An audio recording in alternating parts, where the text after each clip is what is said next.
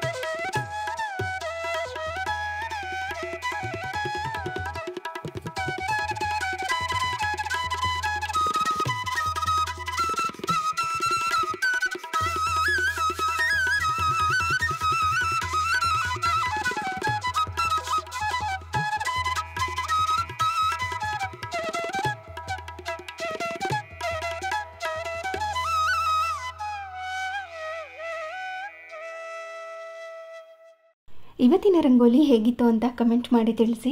ಹಾಗೆ ತುಂಬ ಜನ ಕೇಳ್ತಿರ್ತೀರಾ, ಈ ರೆಡ್ ಕಲರ್ ಪುಡಿ ಇದೆ ಅಲ್ವಾ, ಅದೆಲ್ಲಿ ಸಿಗುತ್ತೆ ಅಂತ. ನಾರ್ಮಲ್ ಆಗಿ ರಂಗೋಲಿ ಪುಡಿ ಸಿಗುತ್ತಲ್ವ, ಅದೇ ಅಂಗಡಿಗಳು ಸಿಗುತ್ತೆ. ಇಲ್ಲ ಅಂತಂದರೆ ಮನೆ ಹತ್ರನೇ ರಂಗೋಲಿ ಪುಡಿ ಮಾರ್ಕೊಂಡು ಬರ್ತಾರಲ್ವ, ಅವ್ರ ಹತ್ರನೂ ಕೂಡ ಸಿಗುತ್ತೆ. ಕೇಳಿ ನೋಡಿ ಒಂದ್ಸರಿ. ಅವರು ಕೂಡ ಕೇಳ್ತಾರೆ ರಂಗೋಲಿ ಪುಡಿ ತೊಗೊಳ್ಳೋವಾಗ ಇದು ಬೇಕಾ ಅಂತ. ಒಂದ್ಸರಿ ಕೇಳಿ ನೋಡಿ. ನಿಮ್ಮ ಮನೆ ಹತ್ರ ಬಂದಿಲ್ಲ ಅಂದರೆ ನಾರ್ಮಲ್ ಆಗಿ ಅಂಗಡಿಗಳಲ್ಲಿ ಸಿಗುತ್ತಲ್ವ, ಅಲ್ಲೂ ಕೂಡ ಸಿಗುತ್ತೆ. ಒಮ್ಮೆ ಚೆಕ್ ಮಾಡಿ ನೋಡಿ. ಹಾಗೆ ಇವತ್ತಿನ ರಂಗೋಲಿ ತುಂಬಾ ಚೆನ್ನಾಗಿ ಕಾಣಿಸ್ತಾ ಇತ್ತು ನನ್ನ ಕಣ್ಣಿಗಂತೂ. ಎರಡೆಳೆ ರಂಗೋಲಿ ಹಾಕಬೇಕು ಅಂತ ಅಂದ್ಕೊಂಡಿದ್ದೆ, ಆದರೆ ಚುಕ್ಕಿ ರಂಗೋಲಿನೇ ಹಾಕಿದ್ದೀನಿ. ಕೆಲವ್ರು ಕೇಳ್ತಿರ್ತಾರೆ ಬರೀ ಎಳೆ ರಂಗೋಲಿ ಬಿಟ್ಟು ಚುಕ್ಕಿ ರಂಗೋಲಿನೂ ಹಾಕಿ ಅಂತ. ಸೊ ಹಾಗಾಗಿ ಹಾಕಿದ್ದೀನಿ. ಕೆಲವ್ರಿಗೆ ರಂಗೋಲಿ ಇಷ್ಟ ಇಲ್ಲ ಅಂತಂದರೆ ಆರಾಮಾಗಿ ಸ್ಕಿಪ್ ಮಾಡ್ಕೋಬೋದು, ತುಂಬ ಜನಕ್ಕೆ ಇಷ್ಟ ಆಗುತ್ತೆ. ಸೊ ಹಾಗಾಗಿ ರಂಗೋಲಿ ಡಿಸೈನ್ ಸಹ ಶೇರ್ ಮಾಡ್ತೀನಿ. ಇವತ್ತು ಪೂಜೆನೂ ಕೂಡ ತುಂಬಾ ಲೇಟೇ ಆಗಿದ್ದು, ಅಂದರೆ ಒಂದು 8 ಗಂಟೆ 8:30 ಅಷ್ಟಂಗೆ ಆಗಿತ್ತು. ಕೆಲವೊಂದು ಸರಿ ಈ ಥರ ಆಗಿಬಿಡುತ್ತೆ. ಹಾಗೆ ತುಂಬ ಜನ ಕೇಳ್ತಿರ್ತಾರೆ ಹೊಸ್ಲಿಗೆ ಅರಿಶಿನ ಕುಂಕುಮ ಇಡಲ್ವಾ ಅಂತ. ನಾನು ಯೂಶಲಾಗಿ ಪೂಜೆ ಮಾಡೋವಾಗಲೇ ಅರಿಶಿನ ಕುಂಕುಮ ಎಲ್ಲ ಇಟ್ಟು ಅದಾದ ನಂತರ ಪೂಜೆ ಮಾಡ್ತೀನಿ. ರಂಗೋಲಿ ಹಾಕೋವಾಗ ಪ್ಲೇನಾಗಿಯೇ ರಂಗೋಲಿ ಹಾಕಿರ್ತೀನಿ. ತುಂಬ ಜನ ಕೇಳ್ತಿರ್ತಾರೆ, ಯಾಕೆ ಹೊಸ್ಲಿಗೆ ನೀವು ಅರಿಶಿನ ಕುಂಕುಮ ಇಡಲ್ಲ ಅಂತ. ನಾನು ತುಂಬ ಸರಿ ಹೇಳಿದ್ದೀನಿ ಕೂಡ. ಅರಿಶಿನ ಕುಂಕುಮ ಪೂಜೆ ಮಾಡುವಾಗಲೇ ಇಡೋದು. ನಮ್ಮ ಕಡೆ ಹಾಗೇನೆ ಯೂಶಲಾಗಿ. ಆದರೆ ನಾವು ವಿಭೂತಿ ಎಲ್ಲ ಇಟ್ಟು ಅರಿಶಿನ ಕುಂಕುಮ ಇಡೋದ್ರಿಂದ ಅದೆಲ್ಲ ದೇವ್ರ ಮನೆಯಲ್ಲಿರುತ್ತೆ. ಸೊ ಹಾಗಾಗಿ ಪೂಜೆ ಮಾಡೋ ಟೈಮ್ನಲ್ಲೇ ಇಟ್ಟು ಪೂಜೆ ಮಾಡ್ಕೋತೀವಿ. ತುಂಬ ಜನ ಕನ್ಫ್ಯೂಷನ್ ಇದು. ಸೊ ಹಾಗಾಗಿ ಕ್ಲಿಯರ್ ಮಾಡ್ತಾಯಿದ್ದೀನಿ ಅಷ್ಟೇ. ಹಾಗೆ ಈವ್ನಿಂಗ್ ಟೈಮ್ನಲ್ಲಿ ವ್ಲಾಗ್ನ ಕಂಟಿನ್ಯೂ ಮಾಡ್ತಾಯಿದ್ದೀನಿ. ಸ್ವಲ್ಪ ಗ್ರಾಸರೀಸ್ ಎಲ್ಲ ಬೇಕಾಗಿತ್ತು, ಅದನ್ನೆಲ್ಲ ಬುಕ್ ಮಾಡ್ಕೊಂಡಿದ್ದೆ. ಅದೆಲ್ಲ ಬಂದಿತ್ತು, ಕರೆಕ್ಟಾಗಿದೆಯಾ ಅಂತ ಚೆಕ್ ಮಾಡ್ಕೋತಾ ಇದ್ದೆ. ಅಂದರೆ ಎಣಿಸ್ಕೊಂಡು ಹೋಗ್ಬಿಟ್ಟಿರ್ತೀನಿ ಎಷ್ಟು ಐಟಮ್ ಇದೆ ಅಂತ. ರೋಡಲ್ಲಿ ನಿಂತ್ಕೊಂಡು ಎಣಿಸ್ಕೊಳ್ಳೋದಕ್ಕಾಗೋದಿಲ್ಲ ಅಲ್ವಾ. ಸೊ ಹಾಗಾಗಿ ಬಂದ ತಕ್ಷಣ ಇನ್ನೊಂದು ಸಾರಿ ಚೆಕ್ ಮಾಡ್ಕೋತೀನಿ ಕರೆಕ್ಟಾಗಿ ಬಂದಿದೆಯಾ, ನಾನು ಎಷ್ಟು ಕೆಜಿ ಆರ್ಡರ್ ಮಾಡಿದೆ ಅದೆಷ್ಟು ಕೆಜಿ ಬಂದಿದೆ ಅಂತೆಲ್ಲ. ಹಾಗೆ ನಾನು ಡೋರ್ ಸ್ಟೆಪ್ ಡೆಲಿವರಿ ಏನು ತೊಗೊಳ್ಳೋದಿಲ್ಲ, ಬರೀ ಅಡ್ರೆಸ್ ಮಾತ್ರ ಹಾಕಿರ್ತೀನಿ ಅಷ್ಟೇ. ಅಂದರೆ ಕೆಳಗಡೆ ಬಂದು ಕಾಲ್ ಮಾಡ್ತಾರೆ, ನಾನೇ ಕೆಳಗಡೆ ಹೋಗಿ ಇಸ್ಕೋತೀನಿ. ಮೇಯ್ನಾಗಿ ನೈಲಾನ್ ಸಬ್ಬಕ್ಕಿ ಬೇಕಾಗಿತ್ತು ಇಡ್ಲಿ ಮಾಡೋದಕ್ಕೆ ಅಂತ, ಅದನ್ನು ತರಿಸಿದ್ದೆ. ಅದು ಪಾಯಸ ಮಾಡ್ಕೊಳ್ಳೋದಕ್ಕೆ, ಇಡ್ಲಿ ಮಾಡ್ಕೊಳ್ಳೋದಕ್ಕೆಲ್ಲ ತುಂಬ ಚೆನ್ನಾಗಿರುತ್ತೆ. ಅಂದರೆ ನಾರ್ಮಲಾಗಿ ಈ ಸಬ್ಬಕ್ಕಿ ಪಾಯಸ ಮಾಡಿದಾಗ ಕೆಲವ್ರಿಗೆ ಗೊತ್ತಿರುತ್ತೆ, ಕೆಲವ್ರಿಗೆ ಗೊತ್ತಿರೋದಿಲ್ಲ.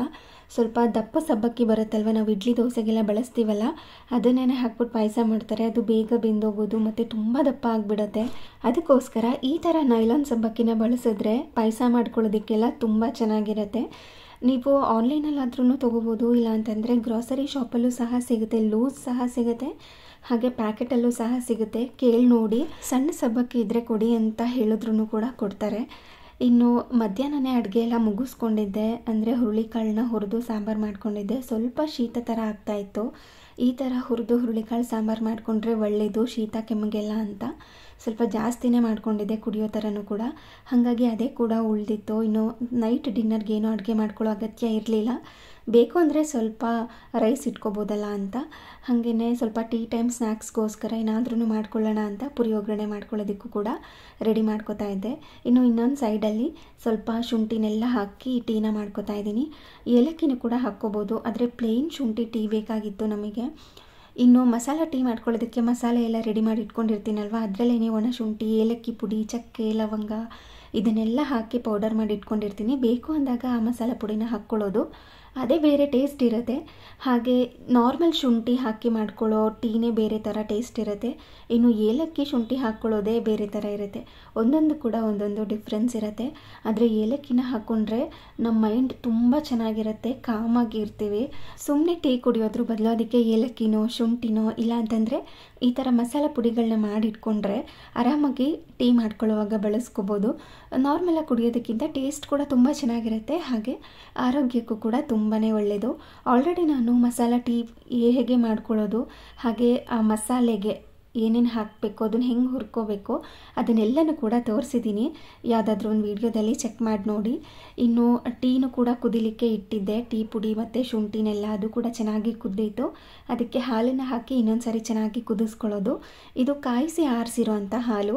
ಈ ಥರ ಕಾಯಿಸಿ ಆರಿಸಿರೋಂಥ ಹಾಲನ್ನು ಹಾಕ್ಕೊಂಡ್ರೆ ಟೀ ಬೇಗ ರೆಡಿ ಆಗುತ್ತೆ.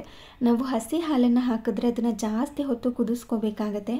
ಹಾಗಾಗಿ ಕಾಯಿಸಿ ಆರಿಸಿರೋಂಥ ಹಾಲನ್ನು ಹಾಕೋತೀನಿ. ಹಾಗೆ ಈವ್ನಿಂಗ್ ಸ್ನ್ಯಾಕ್ಸ್ಗೋಸ್ಕರ ಅಂತ ಪುರಿ ಒಗ್ಗರಣೆನ ಮಾಡಿದೆ. ನಮ್ಮನೇಲಂತೂ ಸಖತ್ ಇಷ್ಟಪಟ್ಟು ತಿಂತಾರೆ ಈ ಪುರಿ ಒಗ್ಗರಣೆನ. ಮತ್ತು ಅವಲಕ್ಕಿ ಮಿಕ್ಸರು ಈ ಥರ ತುಂಬ ಇಷ್ಟ ಆಗುತ್ತೆ. ಬೋಂಡಾ ಬಜ್ಜಿಗಿಂತ ಈ ಥರ ಸ್ನ್ಯಾಕ್ಸ್ಗಳು ತುಂಬ ಇಷ್ಟ ಆಗುತ್ತೆ. ಆವಾಗವಾಗ ಈ ಥರ ಮಾಡ್ಕೊತಾನೆ ಇರ್ತೀನಿ. ಕೆಲವೊಂದು ಸರಿ ಅವಲಕ್ಕಿ ಮಿಕ್ಸರ್ನೆಲ್ಲ ಮಾಡಿ ಸ್ಟೋರ್ ಮಾಡ್ಕೊಂಡಿರ್ತೀನಿ. ಇನ್ನು ಪುರಿ ಒಗ್ಗರಣೆ ಒನ್ ಟೈಮ್ಗೆ ಆಗೋವಷ್ಟು ಮಿಕ್ಕೊಂಡ್ರೆ ಇನ್ನೊಂದು ಸ್ವಲ್ಪ ಮಿಕ್ಕೊಳ್ಳುತ್ತಷ್ಟೇ, ಏಕೆಂದರೆ ಇನ್ಯಾವಾಗಲಾದ್ರೂ ತಿನ್ನೋದಕ್ಕೆ ಬೇಕಾಗುತ್ತೆ. ಅದಂತೂ ಉಳಿಯೋದಿಲ್ಲ, ನೆಕ್ಸ್ಟ್ ಡೇನೇ ಖಾಲಿ ಆಗಿಬಿಡುತ್ತೆ. ಆ ಥರ ರೆಡಿ ಮಾಡಿ ಇಟ್ಕೊಳ್ಳೋದು. ಹಾಗೆ ಘಮಘಮಿಸುವಂಥ ಶುಂಠಿ ಟೀ ಕೂಡ ರೆಡಿಯಾಗಿತ್ತು. ಹಾಗೆಯೇ ಸ್ವಲ್ಪ ಬೇಗನೆ ಡಿನ್ನರ್ ಕೂಡ ಮುಗಿಸ್ಕೊಂಡ್ವಿ. ಟೀ ಟೈಮ್ ಕೂಡ ಬೇಗ ಆಗಿತ್ತು. ಸೊ ಹಾಗಾಗಿ ಡಿನ್ನರ್ ಕೂಡ ಬೇಗನೆ ಆಗಿತ್ತು.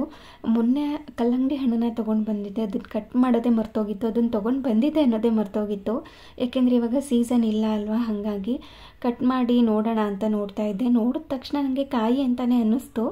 ಓಪನ್ ಮಾಡಿ ನೋಡಿದಾಗ ಸ್ವಲ್ಪ ಮಾತ್ರ ಹಣ್ಣಾಗಿತ್ತು, ಆದರೆ ಹಣ್ಣು ಮಾತ್ರ ತುಂಬ ಚೆನ್ನಾಗಿತ್ತು. ಅಂದರೆ ಸಿಹಿ ಸಿಹಿಯಾಗಿ ಕಾಯಿ ಥರ ಇದ್ರೂ ಕೂಡ ತುಂಬ ಸ್ವೀಟಾಗಿತ್ತು.